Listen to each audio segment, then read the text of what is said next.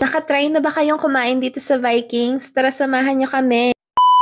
Hey guys! Welcome back! So for today's video, eto na yung time na nakita ni Mr. itong Tim Hortons dito nga sa Eastwood. And dahil nga medyo nahirapan siya maghanap ng masarap na coffee nga daw sa Bohol. Tuwa nga tong asawa ko at meron nga dito sila sa Pilipinas dahil yan nga ang Canadian coffee signature nila. And dito nga kami una nagpunta sa SM East Ortigas. Dumaan lang kami ng Watsons para bumili ng mga kailangan kong iuwi sa Pinas. At pinatry ko nga kay Mr. itong binatog at hinahanap-hanap nga namin yan sa Bohol. And nandito nga kami, hinanap namin ng kultura. Dahil last time na nandito kami sa Pinas, ay dyan nga siya nakabili ng mga pasalubong niya. So nga wala nga kami nakita at wala siya nagustuhan, so lumipat kami ng SM Estancia. And dahil nga hindi pa rin namin makita yung hinahanap niya, nandito na kami pumunta sa SM Mega Mall Kultura. Sabi ko nga sa kanya, kung hindi niya pa mahanap dyan, itadaling ko na talaga siya sa Quiapo.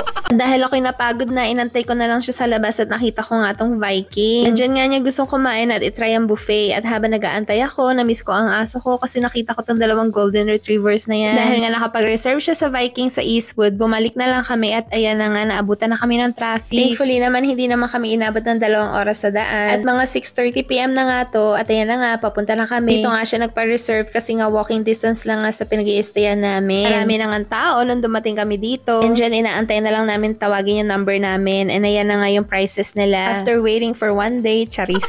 Joke lang, hindi rin naman kami nag-antay na matagal. Tinawag na nga nila yan si Kuya para i-attend kami dun nga sa table namin. Kaya ba guys, mahilig ba kayo mag-buffet? Kasi nga kami mag-asawa, hindi talaga kami mahilig mag-buffet. Kaso gusto nga niya munang itry yan bago kami umuwi ng Canada. And kung makikita niyo naman, sobrang daming tao na nga. Hindi namin alam na ganito pala sila ka-busy. Eh sana may matira pa sa pagkain nila.